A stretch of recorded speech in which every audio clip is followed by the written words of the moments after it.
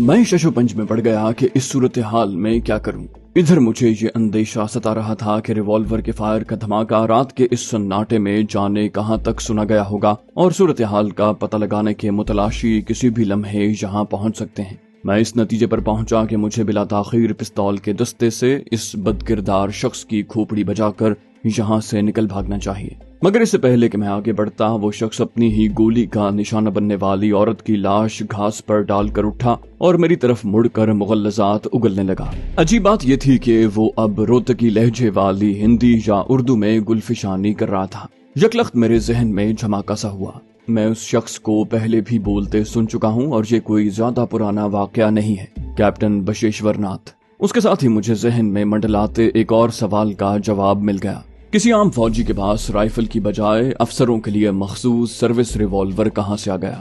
इस गलत फहमी की वजह से तो मेरी जिंदगी छिनते छिनते रह गई थी कि वो शख्स मामूली सिपाही है जो अपनी राइफल असलहा खाने या अपने ठिकाने पर छोड़कर यहाँ रंगरलियां मनाने आया है। मेरा आखिरी वक्त अभी नहीं आया था और मैं सिर्फ 1-2 सानियों के फर्क से कैप्टन बशेश्वर के रिवॉल्वर की गोली का निशाना बनते बनते रह गया था और मेरी बजाय उसकी आशना परलोक से धार गई थी। ताहम इस दौरान में बशेश्वर की दरीदा दहनी हद से तजावुज कर गई थी और अल्फाज की अजियत के मुकाबले में मेरे लिए उसकी ये हरकत इसलिए ज्यादा तकलीफ दे थी कि वो पागलों की तरह चीख रहा था। सूरत हाल अचानक इतनी खतरनाक हो गई थी, मुझे फौरी तौर पर कोई कदम उठाना था, वरना कुछ देर के बाद बशेश्वर के मातहत वहां इकट्ठे हो जाते और मुझे किसी लंगड़े हिरन की तरह घेर कर शिकार बना लिया जाता।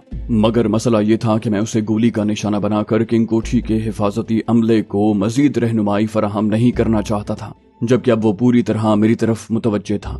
लिहाजा उसकी खोपड़ी बजाना भी आसान नहीं रहा था। वो सख्त मुश्तिल था और मुझे करीब पाकर बेदरेग मुझ पर टूट पड़ता।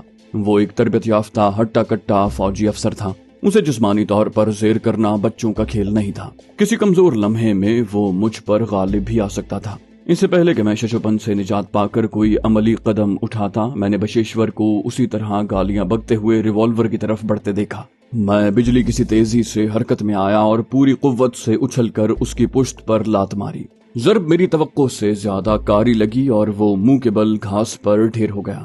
इससे पहले कि वो संभल कर खुद से सिर्फ 1.5 गज आगे पड़े रिवॉल्वर पर हाथ डालता, मैंने झपट कर उसका हथियार अपने कब्जे में कर लिया।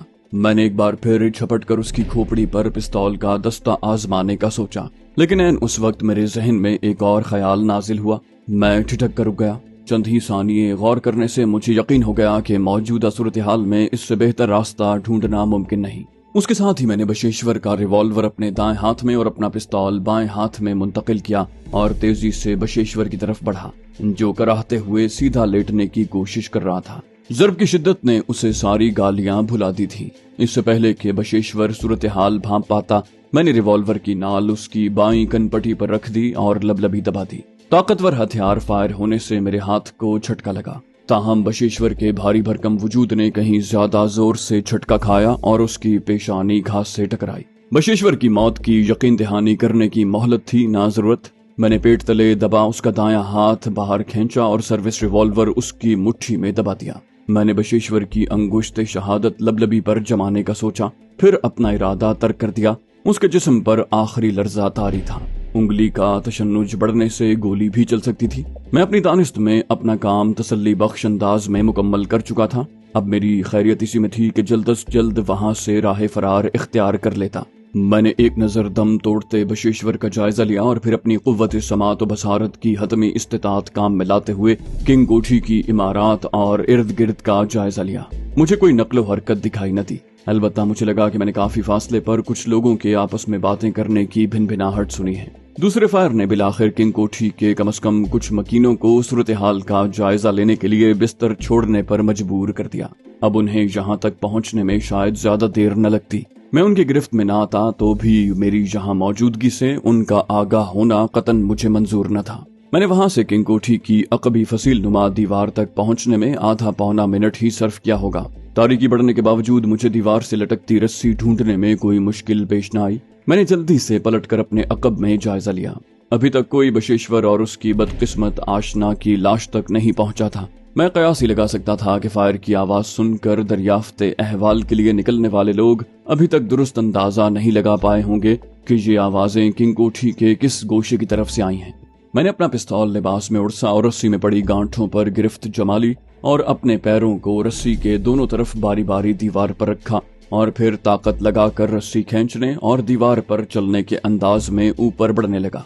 इस दौरान में मुझे बस यही फिक्र सता रही थी कि किंग कोठी के पास बान न पहुंच जाएं। ताकतवर टॉर्च की रोशनी बाआसानी मेरी मौजूदगी जाहिर कर देगी। ताहम मैंने इन अंदेशों को वक्ती तौर पर जहन से झटक दिया और कुछ ही देर में ऊपरी कुंगरों तक पहुंच गया। मैंने दाएं हाथ से रस्सी मजीद मजबूती से जकड़कर बायां हाथ उठाया और उचक कर एक कुंगरा पकड़ लिया। उसके बाद मेरे लिए दीवार के ऊपर पहुंचना आसान साबित हुआ। मैंने कुंगरों के दरमियान खुद को मुतवाजन करते हुए किंग कोठी के अकब में मौजूद गली का बगौर जायजा लिया। वहां पहले की तरह तारीकी का राज था और मुकम्मल सन्नाटा तारी था। अभी सुबह खेज अफराद के जागने का वक्त होने में कुछ देर बाकी थी। मैंने आवारा कुत्तों की तलाश में आंखें फाड़ फाड़ कर जायजा लिया, मगर शायद वो मखलूक भी आज मेरी राह आसान बनाने के लिए रुखसत पर थी। मुझे अपना बैग जमीन पर वहीं रखा दिखाई दिया जहां मैं उसे छोड़ कर गया था। बज़ाहिर मेरी गैर मौजूदगी में कोई उस तरफ नहीं आया था। अपने अकब में गली की सूरत हाल से मुतमईन होने के बाद मैंने अंदर की तरफ लटकी रस्सी ऊपर खींची। रस्सी का फंदा कुंगरे के गिर्द मजबूती से कसा हुआ होने की वजह से मुझे अपने चाकू के जरिए उसे काट कर अलहदा करना पड़ा। तभी मैंने कई लोगों की बातें करने की धीमी आवाजें सुनी। मैंने चौंक कर जायजा लिया। सब्ज़ार से खासी दूर टेनिस कोर्ट्स के पास से गुजरने वाली सड़क पर मुझे कई टॉर्चों की रोशनियां चारों तरफ मंडलाती दिखाई दी। वो लोग जल्द ही उस तरफ पहुंचने वाले थे। मैंने जल्दी से रस्सी गली में फेंकी और फिर दो कुंगरों पर गिरफ्त मजबूत करते हुए पांव गली की तरफ लटकाए और फिर अपना चेहरा दीवार से टकराने से बचाने के लिए हत्तुल इम्कान मोड़कर जिस्म का सारा वजन अपने बाजुओं पर संभाला और निचला धड़ ढीला छोड़ दिया। अगले ही सानिये मेरा जिस्म एक झटका खाकर गली की तरफ लटक गया। मेरा अंदाजा था कि मेरे पैरों का जमीन से फासला 4.5 फुट से ज्यादा नहीं है। मैं हाथ छोड़कर बाआसानी बिला जरर कूद सकता हूँ। ताहम अपना चेहरा या सर पुख्ता दीवार से टकराने से बचाने के लिए मैंने जिस्म को हिलकोरा देकर दीवार से दूर हटाया और उसके साथ ही कुंगरों पर से गिरफ्त खत्म कर दी। मैं हल्के से धमाके के साथ गली के नीम पुख्ता फर्श पर पैरों के बल गिरा। थोड़ी सी झंझनाहट के सिवा कोई तकलीफ न हुई तो मैंने खुदा का शुक्र अदा किया। मैंने रस्सी बैग में डालकर वहां से रुखसत होने में देर न लगाई। गली के आखिर में सड़क पार करने से पहले मैंने दोनों तरफ का जायजा लिया और फिर झपाक से सामने वाली गली में दाखिल हो गया। मैं तेज लेकिन बेआवाज कदमों से आगे बढ़ने लगा। लगभग निस्फ फासला तय करके बिलाखिर बगैर किसी मज़ाहमत के मैं उस बड़े से गंदे नाले के पास पहुंच गया जिसे मैं यहाँ से गुजरते हुए ताड़ कर गया था। मैंने इर्द गिर्द का जायजा लेकर किसी के मुतवज्जे न होने का इत्मीनान किया और बैग खोलकर जल्दी से रस्सी निकाल ली। मैंने उसे लपेटकर बंडल की शक्ल में बांधा और पूरी कुव्वत से हत्तुल इम्कान दूर तक फेंकने की कोशिश की। उसके साथ ही मैंने अपना चाकू भी नाले के वस्त में उछाल दिया। उसके बाद मैंने बैग से टोपी निकालकर अपना पिस्तौल उसके अंदरूनी घेरे के अंदर फंसाया और टोपी सर पर जमा ली और बैग शाने से लटका कर आगे बढ़ने लगा। अब मेरी रफ्तार तेज नहीं थी। मैं अपनी दानिश्त में खतरे की जद से बाहर आ चुका था और मुझे उजलत का मुजाहिरा करके बिला वजह किसी की तवज्जो का मरकज बनने की जरूरत नहीं थी। 20-25 मिनट के बाद मैं तुलसी अस्पताल की तरफ जाने वाली बड़ी सड़क पर पहुंच गया। मैं अस्पताल के मरकजी गेट से 1 फरलांग के फासले पर हूँगा कि नजदीक ही वाक़े किसी मस्जिद से फजर की अजान की दिलकश सदा सुनाई थी और जब मैं पार्किंग में मौजूद अपनी फिएट कार तक पहुंचा तो चारों तरफ से आती अजान फजर की रूह परवर फजाओं से पूरे हैदराबाद शहर की फजाएं गूंज रही थी। हिंदुस्तान में गुजरे इतने अरसे के दौरान में मुझे इतना दिल फरेब तजुर्बा पहले कभी नहीं हुआ था। मैंने गाड़ी में ड्राइविंग सीट पर बैठते हुए दिल ही दिल में किंग कोठी में लगभग महसूर उस ज़ईफ शख्स की सेहत और सलामती के लिए तहे दिल से दुआ की जिसने हिंदू अक्सरियती रियासत होने के बावजूद अपने दौरे हुक्मरानी में हैदराबाद दक्कन में दीन इस्लाम और उसके पैरोकारों की फलाह बहबूद के लिए अपने तईं कोई कसर नहीं छोड़ी थी। मैं किसी बास पुर्स का सामना किए बगैर अपनी गाड़ी में तुलसी अस्पताल से निकल आया। सयाहत के मखसूस अंदाज में इत्मीनान से गाड़ी चलाते हुए मैं हुसैन सागर झील पर पहुंचा और सुस्त रफ्तारी से उसका कई मील तवील चक्कर लगाने के दौरान में मेरा जहन एक बार फिर किंग कोठी की तरफ भटक गया।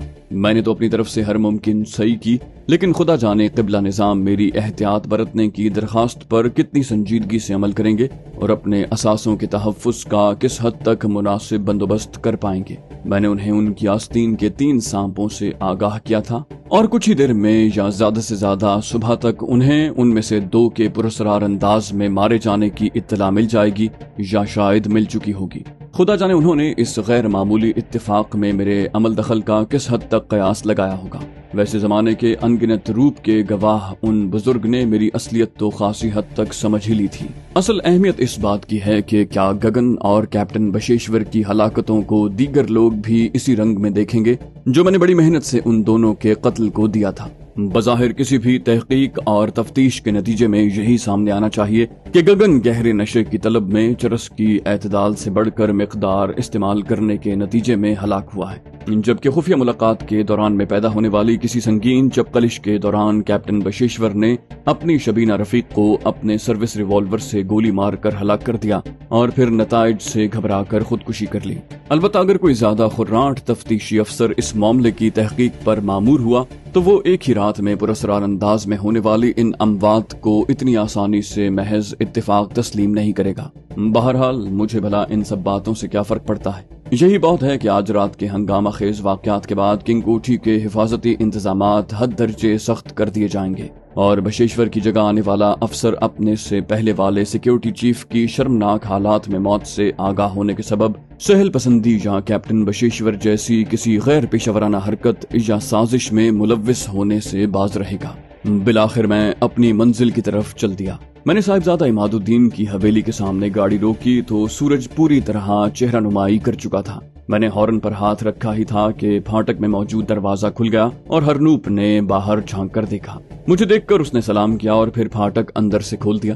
میں نے گاڑی پورچ میں کھڑی کی تو ہرنوپ نے اپنی ٹوٹی پھوٹی اردو میں بتایا کہ صلاح الدین کثرت سے فارغ ہونے کے بعد غسل کر رہا ہے۔ میں نے اسے کہا کہ صلاح الدین ناشتے کی میز پر آ جائیں تو مجھے بھی طلب کر لینا۔ اپنے لیے مختص کمرے میں پہنچ کر میں نے اپنا پستول اور ٹوپی اپنے بڑے بیگ میں رکھے اور لباس تبدیل کر کے بستر پر لیٹ گیا۔ ساری رات جاگنے کے باوجود مجھے کچھ زیادہ تھکن یا غنودگی محسوس نہیں ہو رہی تھی۔ شاید اس کی وجہ اپنی ذمہ داری حد الامکان بہتر انداز میں نبھانے کی تمانیت تھی۔ لگ بھگ 20 منٹ کے بعد مجھے دروازے پر آہٹ محسوس ہوئی۔ وہ صلاح الدین تھا جو حسب معمول تر و تازہ اور چاق و چوبند دکھائی دے رہا تھا۔ مجھے دیکھتے ہی وہ چہکا، بولا حضور ہمیں پتا تھا کہ صبح سے پہلے مرزا مظفر بیگ سے آپ کو گلو خلاصی حاصل نہیں ہوگی، تاہم پھر بھی رات گئے تک انتظار رہا۔ کہیے کیسا رہا رت جگہ؟ میں نے خوشگوار لہجے میں کہا، بہت ہی لطف آمیز۔ مرزا صاحب کی باغ و بہار شخصیت اور ان کی شاہانہ مہمان نوازی دونوں نے دل جیت لیے۔ یہ الگ بات ہے کہ مظفر بیگ کی ستائش کرتے ہوئے میں دل ہی دل میں تل ملا رہا تھا۔ حقیقت ہے کہ اس شخص کی اصلیت سے واقف ہونے کے بعد سے میرا دل اس کی طرف سے سخت ناخوش تھا۔ اس نے اپنی ریاست کی مسلمان رعایا کے لیے چھتر چھایا کی حیثیت رکھنے والے بوڑھے برگد کی جڑیں کاٹنے کی سازش میں مصروف بدتینت گروہ کی سرپرستی میں ذرا بھی آر محسوس نہیں کی تھی۔ کاش میں اس شخص کو اس کے شایان شان سلوک سے نواز سکتا۔ ادھر میری دلی کیفیت سے بے خبر صلاح الدین کہہ رہا تھا، حضرت ایک تو مغل زادے اور سونے پر سہاگا حیدرآباد دکن کے پروردہ، ان سے ایسی ہی توقع کی جا سکتی ہے۔ ان سے کم ہی ملاقاتیں ہوئی ہیں لیکن ہر بار بہت ہی زندہ دل بزرگ لگے۔ اس سے پہلے کہ مرزا مظفر بیگ سے فرضی ملاقات اور گزری رات کا قصہ آگے بڑھتا اور میری داستان ترازی کا پول کھلنے کا خطرہ بڑھتا، میں نے گفتگو کا رخ صاحبزادہ عماد الدین کی طرف موڑ دیا۔ کہا، یہ باتیں تو چلتی رہیں گی بھیا، یہ بتائیے کہ محبوب نگر سے تو کوئی پیغام موصول نہیں ہوا؟ میری بات سن کر میری منشا کے عین مطابق صلاح الدین یکلخت سنجیدہ ہو گیا اور بتایا کہ وہ بھی انتظار کر رہا ہے، امید ہے رات تک ضرور کوئی اطلاع موصول ہو جائے گی۔ میں نے کہا، انشاءاللہ، مگر عرض یہ ہے کہ مجھے آج شام بوریا بستر سمیٹ کر قطب اللہ پور قصبے روانہ ہونا ہے۔ مرزا صاحب نے مجھے وہاں مقیم ایک پہنچے ہوئے بزرگ کے بارے میں بتایا ہے جو ایک ذاتی مسئلے میں مجھے روحانی مدد فراہم کر سکتے ہیں۔ میں رات ان بزرگ کی خدمت میں بسر کرنے کے بعد الصبح محبوب نگر کی طرف روانہ ہو جاؤں گا۔ آپ سے درخواست ہے کہ میری عدم موجودگی میں صاحبزادہ کا فون آئے تو انہیں میرا پیغام پہنچا دیجیے گا اور یہ بھی بتا دیجیے گا کہ میں انشاءاللہ پرسوں رات تک محبوب نگر پہنچ جاؤں گا۔ صلاح الدین نے میری بات غور سے سنی اور پھر اس پر حرف بحرف عمل کرنے کا وعدہ کیا۔ میرے اندازے کے عین مطابق اس سمجھدار شخص نے میرے ہمراہ محبوب نگر اور گوٹی جانے کی خواہش نہیں دہرائی تھی۔ اس نے اس گفتگو میں اندازہ لگا لیا ہوگا کہ میں اسے اپنے گلے میں لٹکائے رکھنے کی خواہش نہیں رکھتا۔ ہم دونوں نے بہت عمدہ سا ناشتہ کیا، پھر میں کمر سیدھی کرنے کے لیے اپنے کمرے میں آ گیا۔ جانے کب میری آنکھ لگ گئی، جاگا تو سورج مغرب کی طرف جھکنے لگا تھا۔ میں نے جلدی منہ دھویا اور پھر اپنا سامان سمیٹ کر صلاح الدین سے اجازت لی۔ اس نے بہت عزت اور احترام سے مجھے رخصت کیا۔ अपने पास मौजूद हैदराबाद शहर के तफसीली नक्शे की मदद से मुझे विद्यानगर पहुंचने में कोई मुश्किल पेश न आई। मुझे अपनी मंजिल याद थी और शिवम मंदिर का पता मालूम करना भी आसान था। ताहम आज सुबह अपने जहन में जन्म लेने वाले एक मंसूबे के तहत मैं विद्यानगर के गली कूचों में देर तक मंडलाता रहा। मुझे कवी उम्मीद थी कि मेरी सफेद फिएट अच्छे खासे लोगों की नजरों में आ गई थी। मुझे सूरत हाल की सितम जरीफी पर हंसी आ रही थी। मेरी हमेशा कोशिश हुआ करती थी कि मैं लोगों की तवज्जो का मरकज न बनूं, लेकिन आज मामला उलट था। बिलाखिर मुझे अपने मतलब का बंदा मिल गया जिसकी मुझे देर से तलाश थी। पुलिस अहलकारों की वो जोड़ी गालिबन शबीना गश्त की ड्यूटी के लिए एक बाइसिकल पर किसी करीबी थाने की तरफ जा रही थी। मेरी गाड़ी उनके इतने करीब से जूं करके निकली कि बाइसिकल का हैंडल चलाने वाले के हाथ में बुरी तरह लड़खड़ा गया। उसने ब्रेक लगाते हुए पांव जमीन पर टिकाकर बाइसिकल बमुश्किल गिरने से बचाई। खुदा जाने उन दोनों ने मुझे किन अल्फाज में याद किया होगा। ताहम मैंने बमुश्किल 15-20 गज आगे जाकर अचानक फुल ब्रेक लगा दी। गाड़ी के ब्रेक बुरी तरह चीखे, फजा में धूल उड़ी। गाड़ी रुकते ही मैंने रिवर्स गियर लगाया और गाड़ी पीछे चलाकर उन दोनों पुलिस वालों के पास रोक दी। वो दोनों अभी तक बाइसिकल पर सवार नहीं हुए थे। उम्र के मुताबिक उनमें से एक शायद संतरी था और दूसरा हवालदार। मुझे यूं नागहानी बला की तरह पलटकर नाजिल होते देखकर वो दोनों कदरे घबरा गए। मैंने उन्हें घूर कर देखते हुए रोतकी लहजे में कहा, मैंने सुना था तुम लोग पीछे से मुझे गालियां दे रहे थे। तुम दोनों को ये जुर्रत कैसे हुई? अपनी नौकरी प्यारी नहीं है क्या? तुम लोग पहचानते नहीं हो? ये मुजफ्फर पैलेस वाले रईस मिर्जा मुजफ्फर बेग की गाड़ी है और मैं उनका खास मोतमिद हूँ। मेरे लहजे की घनगरज से ज्यादा मेरा ख्याल है मेरी शानदार गाड़ी ने उन्हें मरूब कर दिया होगा। उनमें से बड़ी उम्र के पुलिस वाले ने कोई वजाहत पेश करना चाही, लेकिन मैंने उसे डपट दिया। कहा, तुम्हें किसी ने नहीं बताया कि साइकिल कहाँ चलानी है? ये तुम्हारे बाप की सड़क नहीं है जो तुम बीचों बीच चला रहे हो। मैंने तो तुम दोनों को बचा लिया, किसी और गाड़ी की लपेट में आ गए तो सीधा ऊपर जाओगे। मुझे ये देखकर खुशी हुई कि मैं दोनों पुलिस वालों पर धौंस जमाने में कामयाब रहा हूँ। हवालदार ने अपनी कोई गलती न होने के बावजूद मिनमिनाते हुए माजरत करने के बाद रुखसत होने की इजाजत तलब की। मैंने जवाब में कहा, ठीक है, आज के बाद ख्याल रखना। अब मुझे शिवम मंदिर का रास्ता बताओ। हवालदार ने हाथ के इशारे की मदद से मुझे रास्ता समझाया जो ज्यादा पेचीदा नहीं था। मैं वहाँ से 2 बार गुजर चुका था। वैसे भी उन पुलिस वालों से रास्ता पूछने का मेरा मकसद तो कुछ और ही था। मैंने इस बार दोस्ताना लहजे में हवालदार का शुक्रिया अदा किया और फिर फौरन ही शरारत से आंख दबाकर मानी खेज लहजे में कहा, उस बंगाली सेठ प्रदीप की हवेली वहीं शिवम मंदिर के साथ वाली चौड़ी गली में है ना? तुम तो जानते ही होगे, जहाँ से प्रदीप का कारिंदा अनुपम पूरे शहर को बाजारी औरतें सप्लाई करने का धंधा करता है। मेरी बात सुनकर हवालदार चौंका और फिर उसके लबों पर जानदार सी मुस्कुराहट उभरी। फिर उसने अपने मातहत के साथ मानी खेज नजरों का तबादला किया और गंभीर से लहजे में बोला, बिल्कुल जानता हूँ सरकार, उस बदमाश की सरगर्मियों पर हमारी पूरी नजर है। फिर उसने यकलख्त पैंतरा बदला और पुरएतमाद लहजे में मुझसे सवाल किया, बोला, मगर आप ये तो बताएं सरकार कि उस बदनामे जमाना शख्स से आपको क्या काम मान पड़ा? मैं जानता था कि मेरा सवाल सुनते ही वो मुझे जवाबी दबाव में लेने की कोशिश करेगा, लिहाजा मैंने बेपरवाही से कहा, वही काम है हवालदार जी जिसके लिए वो मशहूर है। मिर्जा साहब हर महीने 2 महीने के बाद हकीम जी की कारगुजारी के सहारे किसी नौउम्र हसीना की जुल्फों के साए के मुतलाशी हो जाते हैं। अनुपम पहले भी उनके लिए बंदोबस्त कर चुका है, अलबत्ता पहली बार उस तक फरमाइश पहुंचाने की जिम्मेदारी सौंपी गई है। मेरी बात सुनकर हवालदार मजीद शेर हो गया। बोला तो गोया जनाब इस वक्त अनुपम और मिर्जा साहब की दरमियानी कड़ी बनने निकले हैं। बहुत खूब। मैंने यूं जाहिर किया जैसे इस तंज पर मुझे यकलख्त तैश आ गया हो। मैंने तेज लहजे में कहा, ज्यादा पारसाई जताने की जरूरत नहीं है हवालदार जी। ये बताओ कि अगर अनुपम की गंदी सरगर्मियों पर तुम लोगों की नजर है तो उसे गिरफ्तार करके जेल में क्यों नहीं डालते? इसीलिए ना कि वो मिर्जा मुजफ्फर बेग जैसे रईसों को माल पहुंचाता है और उस पर हाथ डालना तुम्हें भारी पड़ेगा। मैं भी उसी गैर कानूनी काम से जा रहा हूँ, हिम्मत है तो मुझे रोक कर दिखाओ। मेरे जारहाना जुमलों बल्कि हमलों से हवालदार सटपटा गया। मैंने उसे मजीद कुछ कहने का मौका नहीं दिया और गाड़ी गियर में डालकर एक्सेलरेटर पर दबाव बढ़ाता चला गया। खाक धूल भांकते पुलिस वालों ने यकीनन मुझे जी भर के बुरा भला कहा होगा और मुझे यकीन है कि अय्याश रईस मिर्जा मुजफ्फर बेग के तुंदखू कारिंदे से ये टकराव उन्हें तादेर याद रहेगा। मेरे सारे नाटक का मकसद भी यही था।